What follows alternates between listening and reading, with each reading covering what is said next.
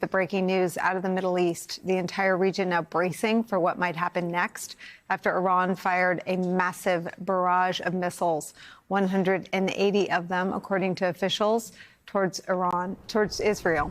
An all clear has been given, but for hours, millions of people were in a state of lockdown, air raid sirens sounding all across the country.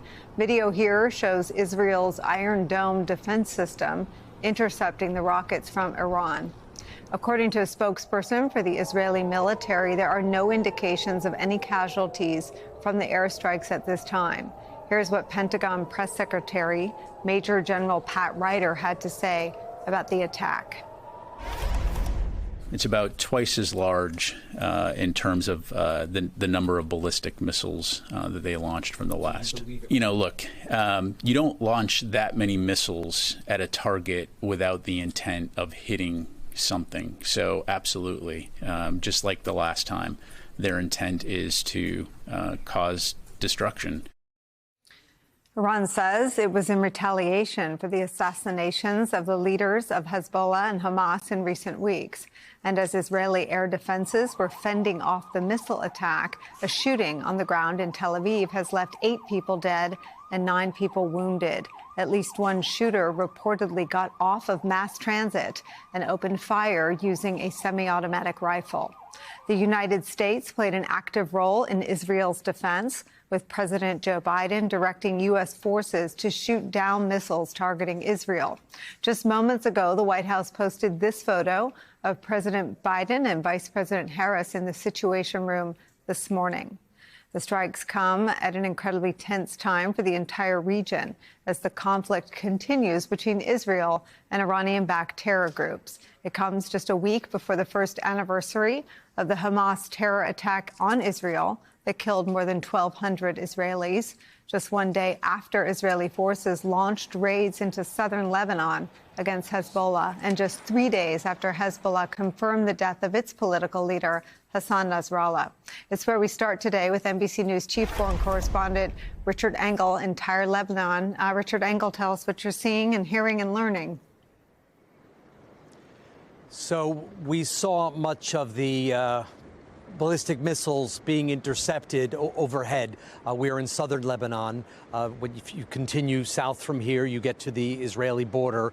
So we were able to see many of the ballistic missiles flying overhead at very high altitude, being intercepted by Israeli missile defense systems, not just the Iron Dome. It also has what called David Sling. It has other systems at play. We saw, I presume, the action of American warships, because we are right on the Mediterranean coast here as well. So much of the image, much of what we saw play out a few hours ago was taking place right over our heads. Then there is the ground assault. We are still in the early phases of it, but Israel is now operating, according to Israeli officials, on the ground inside Lebanon in small numbers, very close to the Israel-Lebanon border. And so far, it's still just at the end of day one, really, of this new combat phase, ground combat phase in Lebanon. And so far, there hasn't been much direct Israel-Hezbollah fighting. In fact, if you listen to statements from Hezbollah or watch Hezbollah's official television channel, Hezbollah is downplaying it, saying that Israel hasn't really entered this country at all, that it is not a big deal, and that position, that posturing could be for one of two reasons. One, that Hezbollah doesn't really have the capacity right now to confront Israel because it has been so badly damaged. Its leadership has been decimated. Its overall leader, the Secretary General Hassan Nasrallah, was killed in a shocking move, a move that shocked Hezbollah supporters, shocked many Lebanese people as well, because Hezbollah had seemed so powerful, almost had an air of invincibility that has been punctured here. Or it could be waiting and seeing if it can draw Israeli troops in further into Lebanese territory before attacking them. But at this stage, we are not seeing heavy ground fighting between Israeli troops and Hezbollah at this stage. Richard Engel, what is your understanding about how much warning there was ahead of time and how you know, you make the point about the Israeli strike that seemed to have the advantage of surprise. It sounds like the Israelis were well prepared for what happened tonight from Iran.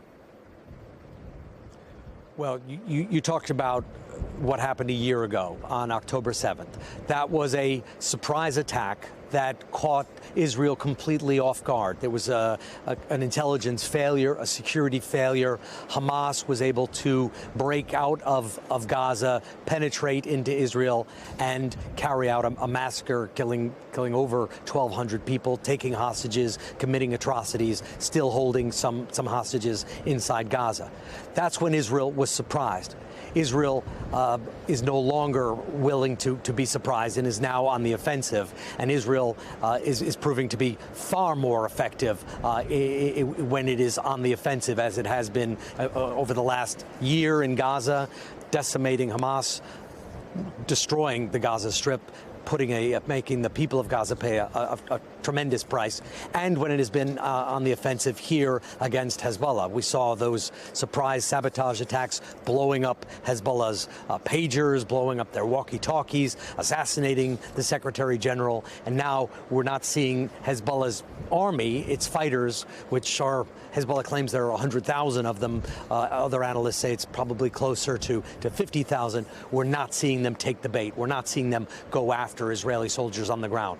So Israel is doing a lot to reestablish its credibility, reestablish its deterrent capability as it goes on the offensive here. And the big question that everyone all across the region tonight is asking, and I'm talking to many of my sources, several at quite senior level in Arab governments, they are all scratching their heads trying to figure out what Israel will do next, what Israeli Prime Minister will do next. Will he use this as an opportunity to launch a war of regime change, an attempted regime change against Iran? Will it be some sort of symbolic response? Has Israel already proven what it needed to prove, that it has completely recovered its reputation since October 7th? These are all unanswered questions as we are still in the early phases of a ground war here in Lebanon and anticipating Israel's very likely military response, which could come quite soon, for the failed, I think it's fair to call it a failed missile barrage from Iran over into Israel tonight. Much of the missiles being shot down here over southern Lebanon and over northern Israel. Richard Engel, as you learn more from your sources, we're on the air for another 2 hours, so just wave your arms and we'll get you right back on the air. Thank you very much for your report. Absolutely. Let me bring into our coverage MSNBC senior national security analyst, former director of the CIA, John Brennan's here with me at the table. Former Israel ambassador to the United States, Michael Oren, is here with us in New York. Let me play both of you what Jake Sullivan said about how he sees the state of affairs right now. We've had some initial discussions with the Israelis in the aftermath of this at the military level and also at the White House to Prime Minister's office level. We'll continue those conversations in the hours ahead. I'm not going to prejudge or get ahead of anything. We want to have some deep consultations with the Israelis, and I'll have more to report to you after we get the opportunity for deeper discussions. And escalation in the region? Obviously, this is a significant escalation by Iran, a significant event, and it is equally significant that we were able to step up with Israel and create a situation in which no one was killed in this attack in Israel, so far as we know at this time. We are now going to look at what the appropriate next steps are to secure, first and foremost, American interests, and then to promote stability to the maximum extent possible. Director Brennan, just pull back the curtain and help us understand what that means in terms of our role in helping to stabilize the situation and support our allies in the region. Well, Nicole, I think successive administrations have made it very clear that we are dedicated to the defense of Israel, and we will stand by Israel whenever it is facing attacks. And that's what the Biden administration is doing right now. But this close consultation is so critically important. I think it demonstrated today when the Israeli and U.S. militaries were able to defeat this onslaught of ballistic missiles that was rained down upon Israel. That coordination and consultation takes place at the political level through intelligence channels, military to military discussions as well. And so right now, unfortunately, I think what we are witnessing is the latest tragic chapter of this seemingly never-ending cycle of violence in the Middle East, which has been the hallmark of the region for the last 75 years. But I do believe that, Iran was watching Hezbollah's destruction by Israeli forces over the last 10 days helplessly, and they felt compelled both by domestic pressure and regional pressure to respond in some manner, which is why they opted for these ballistic missile strikes. But again, I think Israel has demonstrated military prowess in terms of how it's able to conduct offensive